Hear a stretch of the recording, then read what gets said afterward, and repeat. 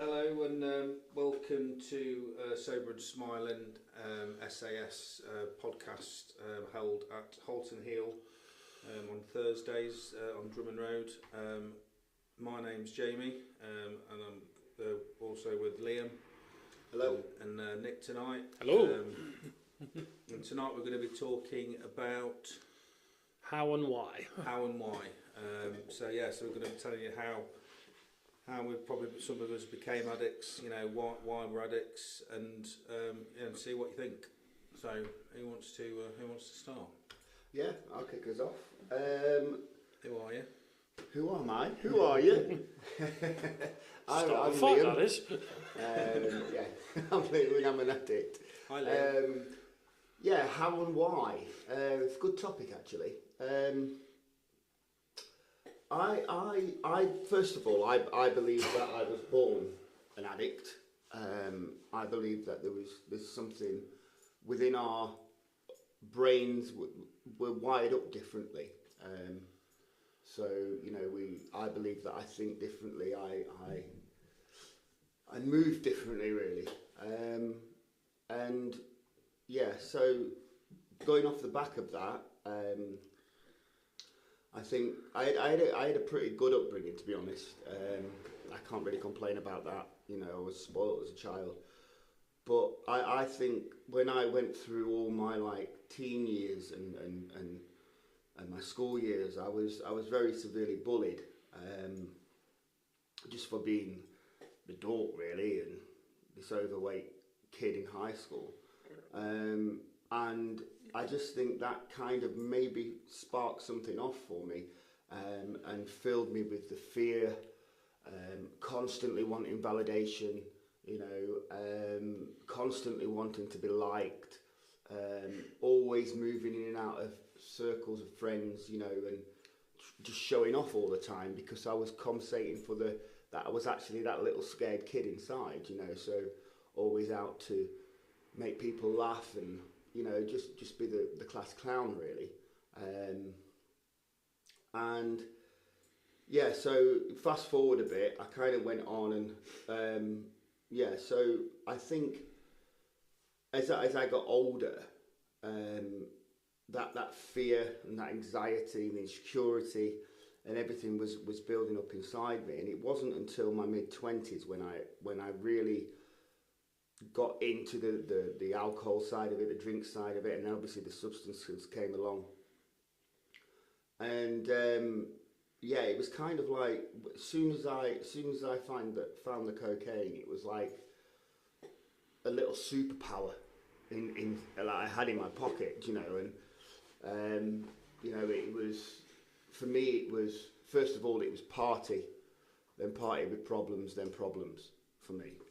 And it kind of it just sent me into a really dark place. But, I'm not sitting here and condoning the fact of use of substances and alcohol. But, at the beginning I did have a good time on it because I kind of found that little thing that really gave me that confidence and set me off, and I was able to chat to everybody. I was this, and kind of life of the party, really. So I think that is why, it's I use, and the little, my addict brain, obviously I awoken the demon then, didn't I? And it's it kind of took over really. Today in recovery, it's I don't think I'll ever get rid of that demon ever. But what I have learnt to do through sobriety and recovery is control that demon and keep it at bay.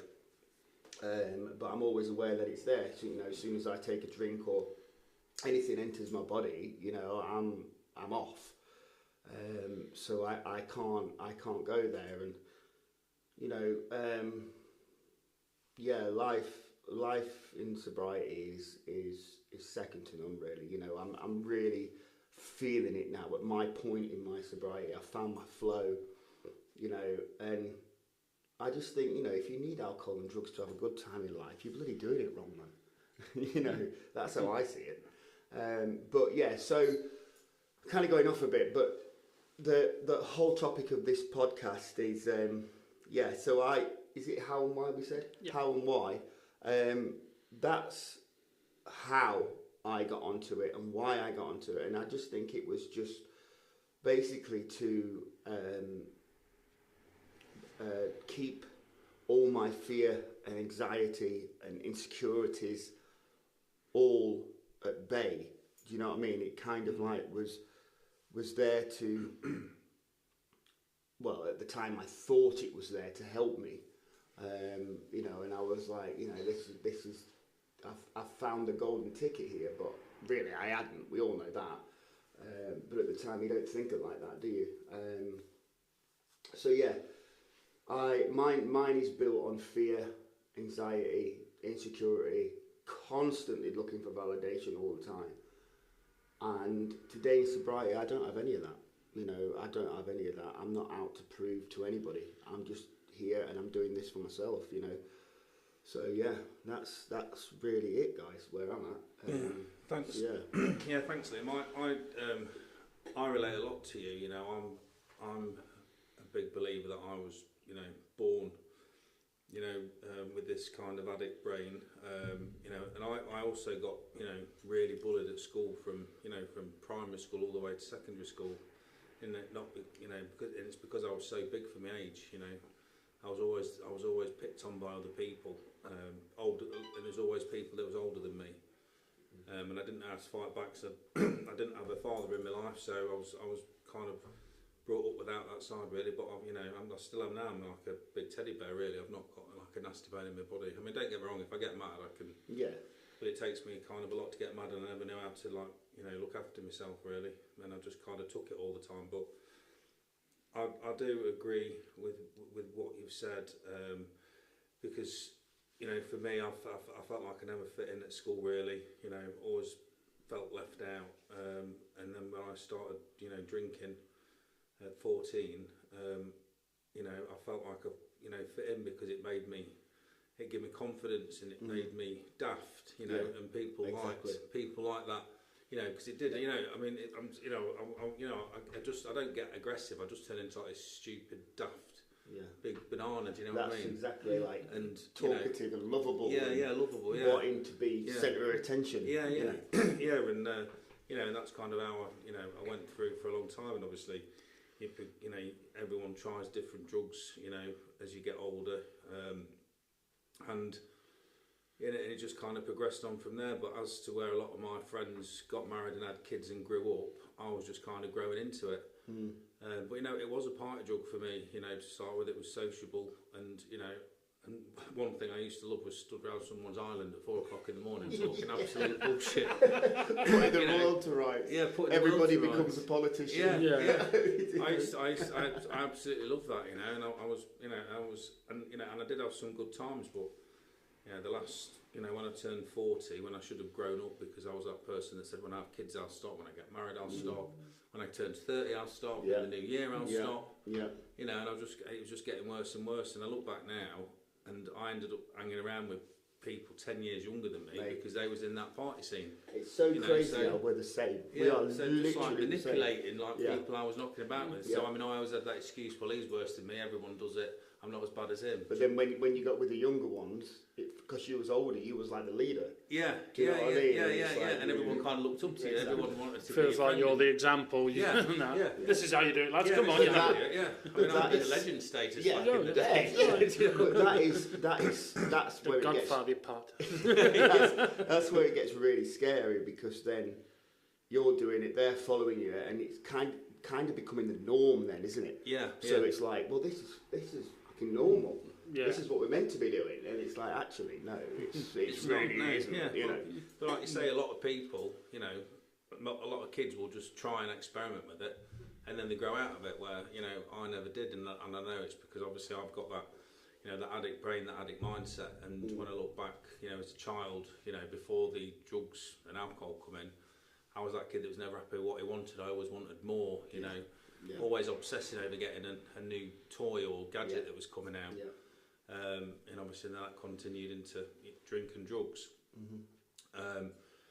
But like I say, it was a party thing for me, and I still kind of don't really know the transition when it become a weekend. I remember the weekends getting longer, but when it actually turned into like an everyday thing for me, you know, I didn't really see the transition of that. And it's not like when I was younger, I started out thinking, right, I'm going to be a raving addict when I got older. It was never was never the plan. Don't you think that's really scary though? Because what you've just said there, you didn't see the transition. That was exactly like me, and it's like I didn't either, because one minute you're out partying with the best of them, being centre of attention, and then the next minute you're in your room at home with the lights out, isolated. Yeah. And it's like, where's all that bit in the middle gone? Yeah, exactly. Yeah, and that's how it gets you. Yeah, that's how it gets you. Just flips the switch like that inside. Where it's a party drug, then you're isolating on your own. You want everyone out the way so you can just get smashed. I mean, I used to, you know, get everybody out the house, and I used to. It's madness what I used to do. I used to book a day out or something like that. I'd pull a sickie at the last minute so I could get everyone out the house and just order some gear in and just sit at home and have the cameras on my phone and stuff so I could see, lock the gates. You know, and that's the madness of it, where it kind of takes your head to. But you know, there was one thing I forgot to say, because I had undiagnosed ADHD as a child. I do know that I've self-medicated. You know, because it's been proven that most undiagnosed adults have got, you know, alcohol or drugs. I think I've got that. You know, I've never been tested though. Yeah, well, you might have. I mean, the one way to know is because for me, you know, where it used to, you know, a lot of people that make people like jump around and go nuts. It used to quieten the noise in my head. You know, when I had coke, it's like I had like peace in my head. Have you ever been, you know, when someone's talking about something and you're not interested and you just blank out? Yeah. You're looking at them, but you're thinking about something else. Is that ADHD? Yeah, that's ADHD. Well, ADHD again, it's like reading a book. I mean, have you ever tried to read a book and then someone says, "What are you reading?" And I've read like half a dozen pages, I said, "I ain't got a fucking clue." Yeah. It just doesn't sink unless unless I'm really interested in it. Yeah. I'll know what it says by detail, but if I'm only half-arsed, I haven't got a Scooby-Doo. Sort of speed reading, so get to the good part, get to the good part. That's right. Yeah. I did that the other week on the train coming back from Scotland, reading a book. I'm like, God, will this thing ever get interesting? Come on. Before I know, I'm like, oh God, I'm like 3/4 of the way through. What the hell? Can I just pick up on something before I forget? You said about the growing up stage. I was like that because, like, growing up as a child, like I said, I had everything, and I couldn't want for anything more. Everything was done for me, and then obviously, you know, at school I went through all that kind of stuff, and then got into the dark side. But when I did the 12 steps and completed them, that's where I feel that I kind of grew up a little bit, because I'd put all the drugs and the alcohol down, and I'd really gone on an inside job and worked on it. And I've always said, you know, some people might not agree or not agree, but I've always said the 12 steps should be compulsory. Yeah, I agree with that. And some form of 12 steps. And I've always said that there should be a law passed that to stop the thing of the whole drugs and whatever, like, going completely out of hand, is when the kids go through school and then they go to uni, let them do all that and let them go off and then make them do some form and then let them go off and party and have a good time, whatever. You know, do a bit of research, find out who they are, and then I think some time after university, before they come into real life, it should be compulsory that you do the 12 steps and go through because then you find out who you are. See who you are. Yeah. I've always said that. That's a good 12 steps helped me because it actually helped me find accountability for myself for the first time. That's a good ever one. Because I used to blame everybody else was the problem, not me. Yeah. Jesus Christ, I could never for not 1 minute throughout my hardened drinking days. It was everybody else's fault. They pushed me to this. You know, I did this because I had a bad day and it was just crazy. Yeah. But then you say that though, because I look back and it's like, it's learnt behaviour and everything. And if you're in that, which most families are, and from 14, because that's when I started drinking, it was kind of acceptable by my family. I remember drinking if I was pissed off. I drank if I was sad. I drank if I was angry. I drank if I was happy. If a pat on the back, I deserve a drink. weddings, funerals, birthdays, Christmas, you know, New Yeah. Year. It's drink, and take drugs all the time, and it's, you know, and your family do it, and it's like, well, it's like the norm, you know, and it just kind of continues on through each like generation of family, because you going out drinking at Christmas and funerals and everything, it just seems to be like the normal. But, you know, going back to the step work and stuff, I mean, I was never, you know, you don't get taught it at school, you don't get taught it by your parents how to, you know, Exactly. if there's something, That's you know, what I'm saying. you get a loss in your family, or That's what I'm saying. you know, you get a big trauma, it's just brushed under the carpet. Yeah. 9 and that times can out of build 10. up and build up Build up, subconsciously yeah, subconsciously, in yeah, your head. yeah, And that's what you can use on, man. yeah, yeah, You know, yeah. Today's world, in an alcoholic-driven world today, I think it's like super strong to go, I don't drink. Yeah. That says something about you. That You Yeah, think yeah, alcohol yeah, is yeah, pushed? yeah. For someone Alcohol is to go pushed there, upon everybody. yeah, for somebody to stand there and go, I don't drink, I am sober, in a world that is consumed Consumed. of alcohol, Yeah, yeah, I yeah. think that shows character, strength. yeah. Honestly, I do. I really do. Yeah. Well, Yes. drinking alcohol, it's like socially acceptable, but it's Yeah, but it's Yeah, a that's- drug, man. it's the drug, and that's the gateway to Yeah, everything else. You know, 100%. that's where it all 100%. starts. There, 9 times out of 10, Yeah, it starts with the alcohol, and then you progress on to other 100%. things. Yeah, so 100%. Like you said, alcohol's the most socially accepted thing in the world. There's only 2 letters that separate. That separate alcohol from hard drugs, and that's I and L. One's legal and the other's illegal. Yeah, yeah. It's a very true fact. Nick, ladies and gentlemen. Trust me, this is about as intellectual as I get. It's mad, really.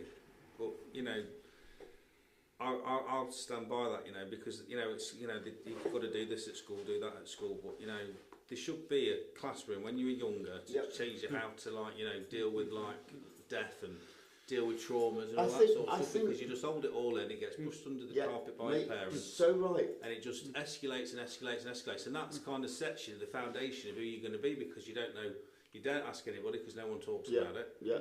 And it, I mean, some people are all right, but some people that have got the addict brain like we've got, Yeah.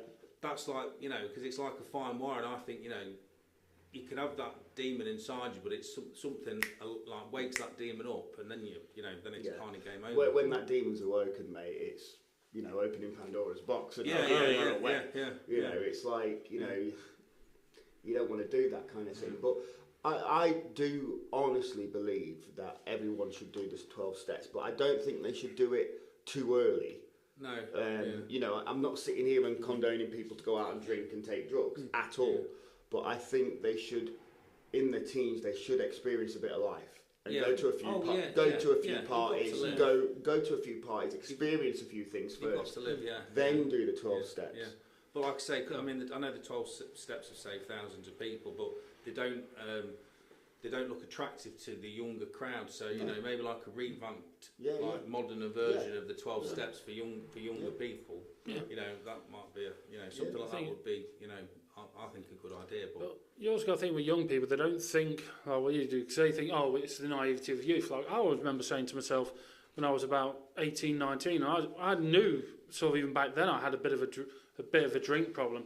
And I remember saying to myself one day, like, I'm really going to have a problem with this if I carry on doing what I'm doing. But the first thing I went to my head is, no, how can I? I'm only 19, and I've got years ahead of me, Nobody at my age, nobody at this age is an addict or an alcoholic. I'm just overthinking it. And I just quickly dismissed it. Like it was nothing. Did you drink to blackout from more or less day dot? Because I did. No.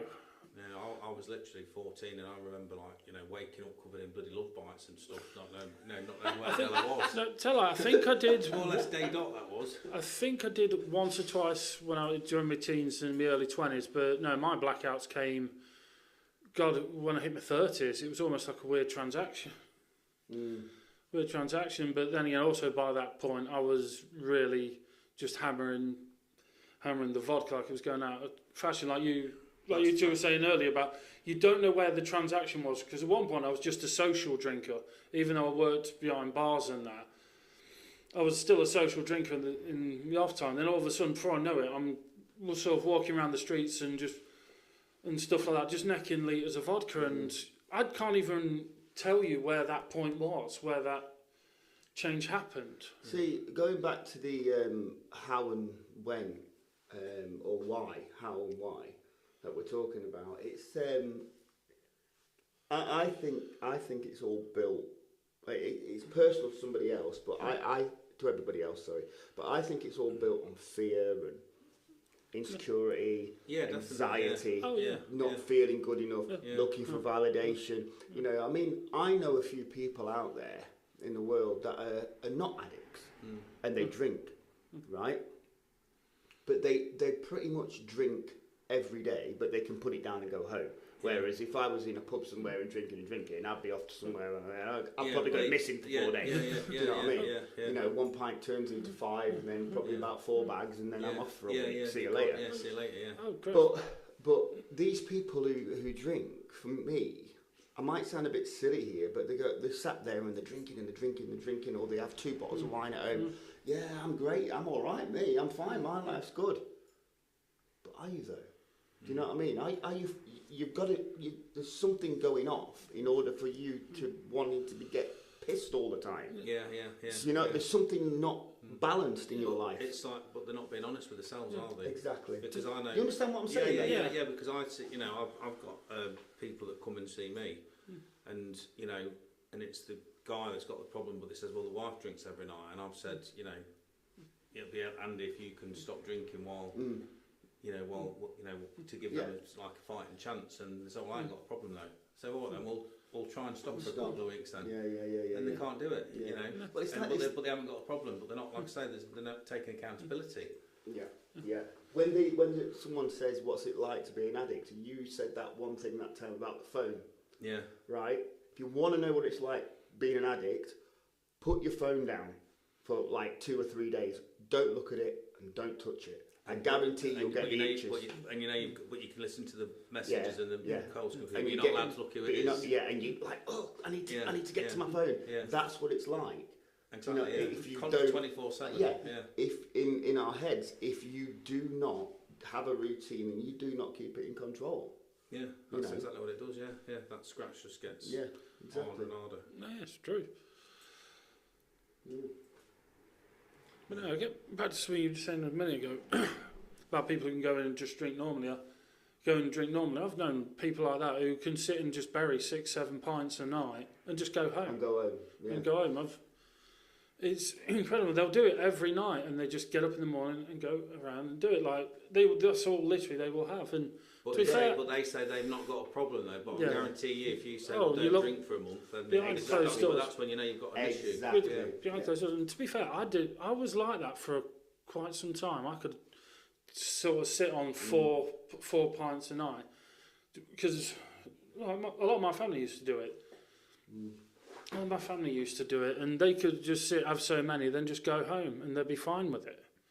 Whereas me, I'd be scratching around wanting to, thinking, what am I going to do next? It's that thing like we've been saying then, Nick, isn't it? Where our heads are wired up differently. Yeah. Oh, absolutely. To other people, I'm not sitting here saying we're special or anything like that, but it's kind of like. Well, a little bit. we are wired up differently.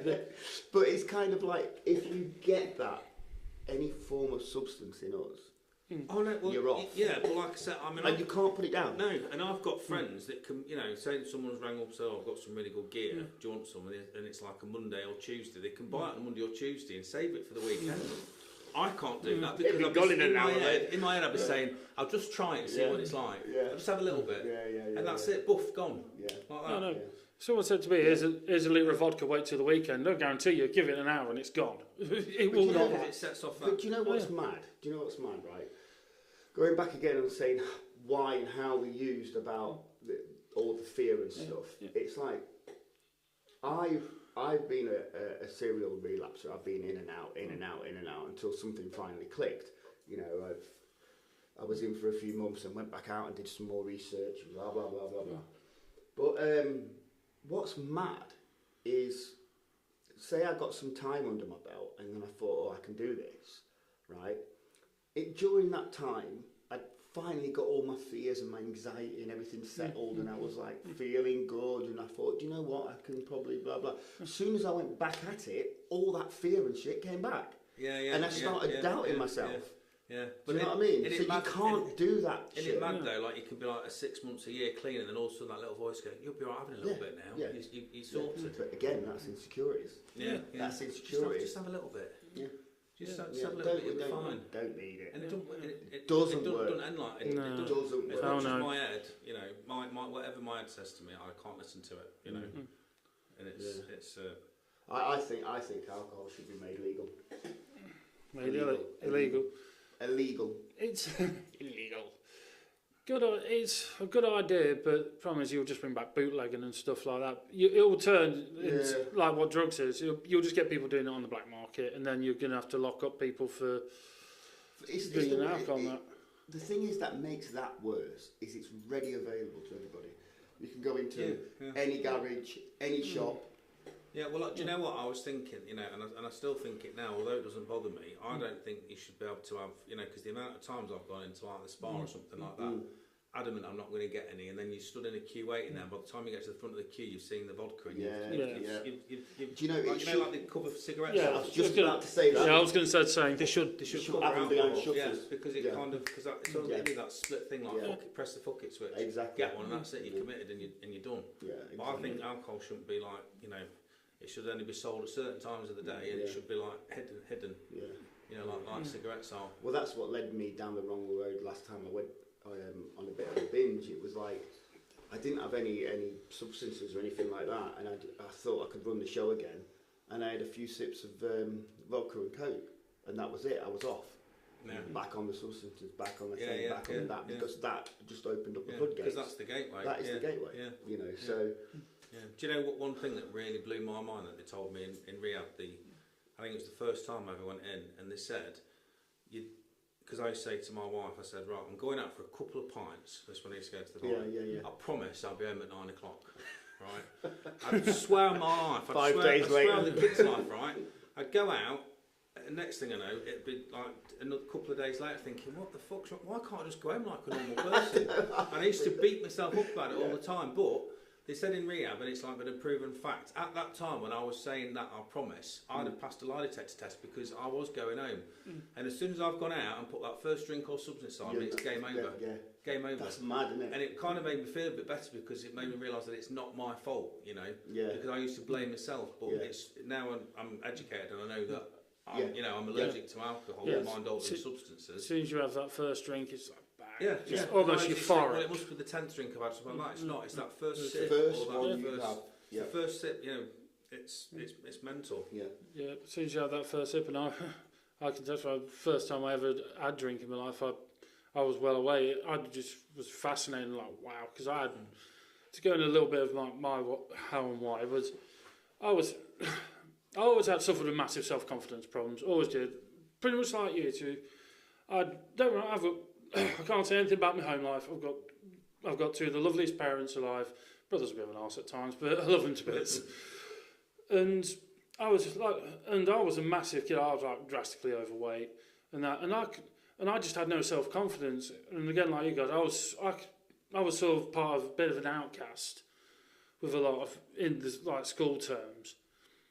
But when I got out of Gandon and went to Burla, things sort of changed for me because I went from being the third to suddenly I'm in a school with my brother and my cousins who were all very, very, very popular people at the time, and everyone's like, "Oh, you're so and so's brother and you're so and so's cousin." Like, yeah, he goes, "Oh, they're really cool," and they just sort of look at me like, "But you're a dog." So I kind of got to know everyone, and I was sitting there like, "Wow," And I felt like I had to live up to this reputation that my family had. So again, you're using on insecurities and fear. Absolutely. So that's mainly the main thing for us all. Isn't it? And that's one of them. My other biggest I always said was I had no confidence with women. I could not talk to women in the slightest. But I don't forget, the moment I first drank alcohol, boom, I just came alive and like, wow, where you been all my life? And I was only 13 then when I first started. Yeah, see, it's funny you say that because when I first started taking coke and stuff, you know, it did give you confidence to talk to women, but then obviously after a while I was that fucked, I couldn't talk. You know what I mean? Because I went from like pulling women to you know, not being anywhere near me because I was just sweaty. Funny story. I'd get to that point where I was buzzing and chatting to him, and then I'd just get fucking bored. Yeah, just lose interest. Just disappear. Do you know what I mean? Just off to the toilet. It's not cool. No. Yeah. I think so. The And first you know time. you're in, and then you say, oh, fuck that. French exit. I'd Gone. rather go back and get, you know, smashed. I think so. The Because first times I becomes your main priority. I think so. The first times I ever tried talking to women, like sitting there in a club, like it's like boom, boom, bouncing in the background. I'm so I had quite a few drinks. Like, hi, darling, you alright? You alright? You alright? I'm just over here if you want to talk to me.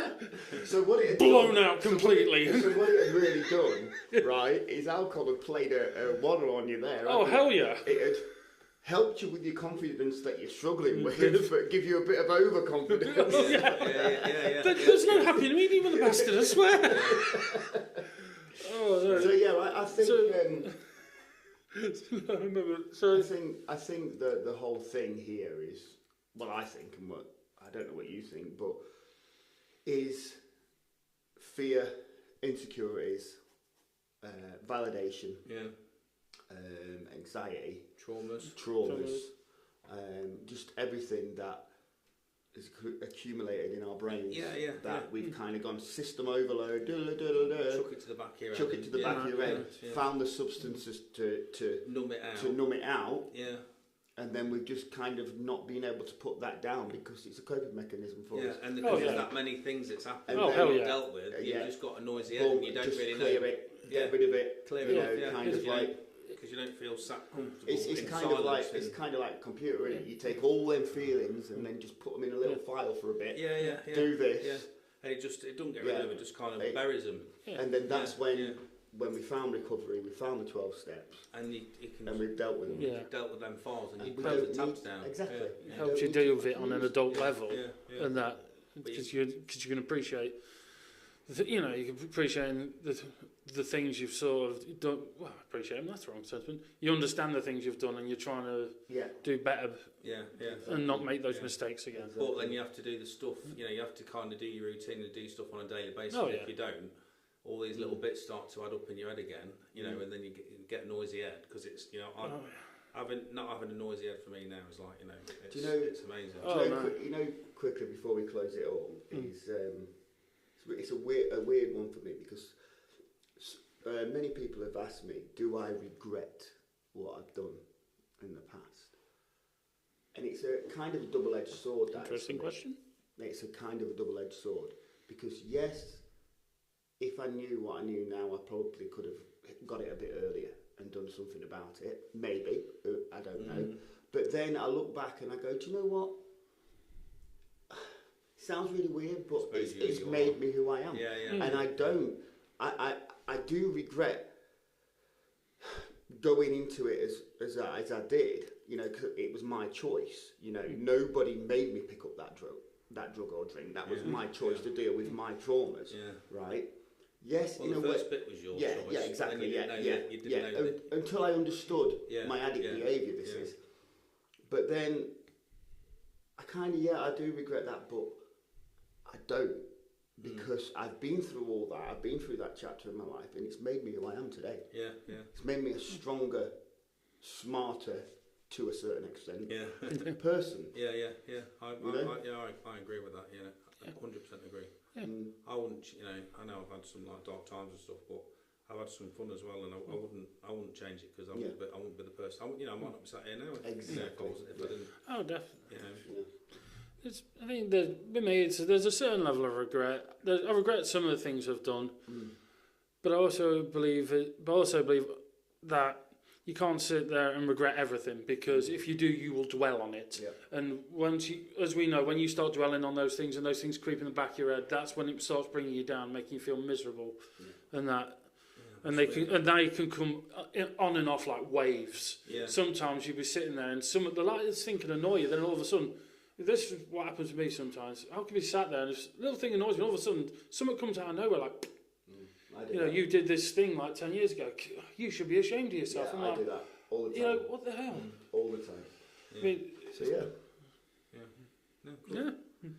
Yeah, okay, well, we're going to wrap that up now. Thanks for listening to episode 2. We shall see you next week. Bye from me, Jamie. Me, Liam. Me, Nick. See you later. Keep sober and smiling. Keep sober and smiling.